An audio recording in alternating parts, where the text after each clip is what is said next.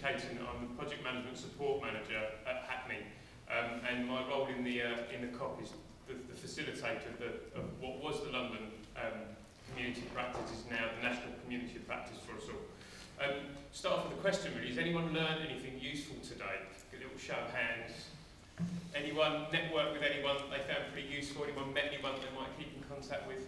Yeah, I've found it a really inspiring day. These things often are, and really the purpose of the CoP is to allow us to keep those conversations going.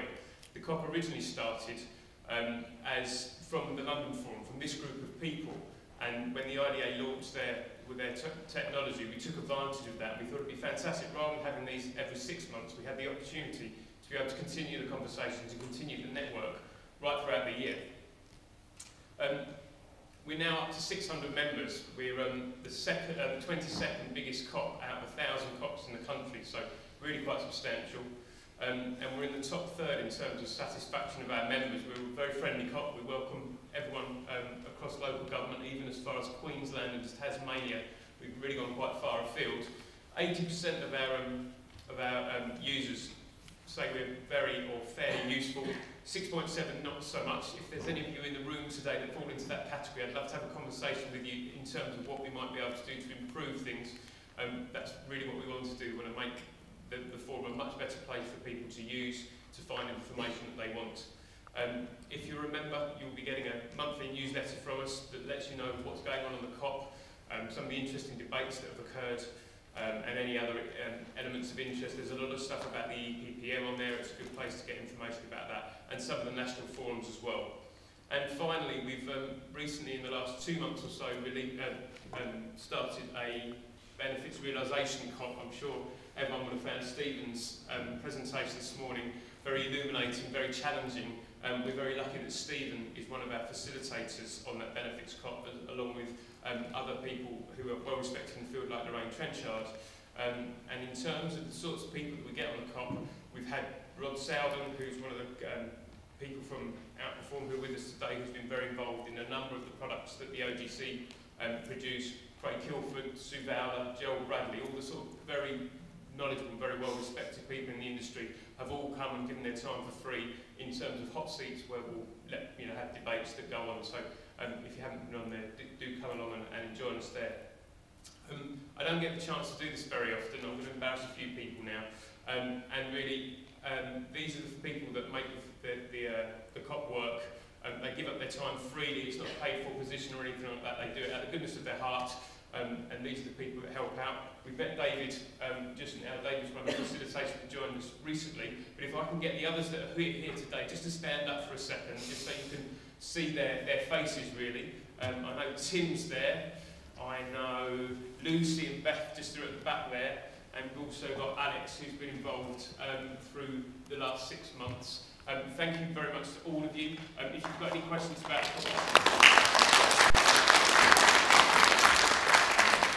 If you've got any questions about the CoP in terms of how to join it, any rules of engagement, anything like that, it's a very friendly forum. Don't hesitate to grab one of us in the break or afterwards. We have, let's move on here. I'm just going to do a quick straw poll. Can I get a member of, show of hands for anyone that's a member of the CoP at the moment? So just over half. And who's a member of the benefits sub-CoP? Quite a good number as well, about half again. Who receives the newsletter? Should be an identical number to the first question. And who reads the newsletter? Slightly more, that's excellent.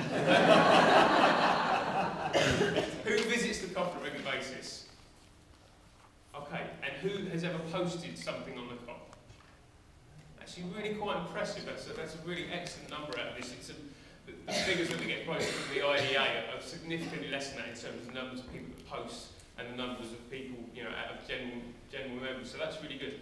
I'm just going to give you a little story really that hopefully highlights the value of the CoP and why it's important and some of the work that we do. It's called Stone Soup. I don't know if you know the analogy, but I'll run you through it. A kindly old stranger was walking through the land when he came upon a village. The stranger announced, "I'm a simple traveller, looking for a soft place to stay for the night and a warm place for a meal. There's not a bite to eat in the whole province," he was told. "We are weak and our children are starving. Better keep moving on." "Oh, I have everything you need," he said. "In fact, I was thinking of making some stone soup to share with you all." He pulled out an iron cauldron from his cloak, filled it with water, and began to build a fire under it. And then, with great ceremony, he drew an ordinary-looking stone from a silken bag and dropped it into the water. By now, hearing the rumour of food, most of the villagers come out of their homes or watched from their windows. As the stranger sniffed the broth and licked his lips in anticipation, hunger began to overcome their fear. Ah, the stranger said to himself rather loudly, I do like the taste of some tasty stone soup. Of course, stone soup with cabbage, now that's hard to beat. Soon a villager approached hesitantly, holding a small cabbage he had retrieved from its hiding place and added it to the pot. Wonderful, cried the stranger. You know, I once had stone soup with cabbage and a bit of salt beef as well, and it was fit for a king. The village butcher managed to find some salt beef, and so it went on through potatoes, onions, carrots, mushrooms and so on, until indeed there was indeed a delicious meal for everyone in the village to share. And I think that really encapsulates the spirit of the CoP. Without the postings of all the members and all the people that get involved in it, it's just a stone, it's just a piece of technology that sits there that's completely empty.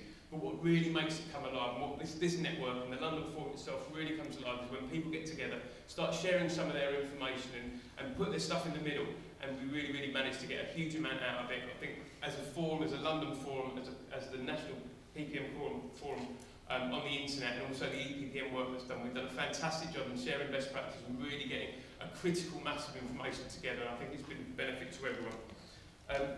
That you may struggle to see, but that's just really a couple of pages.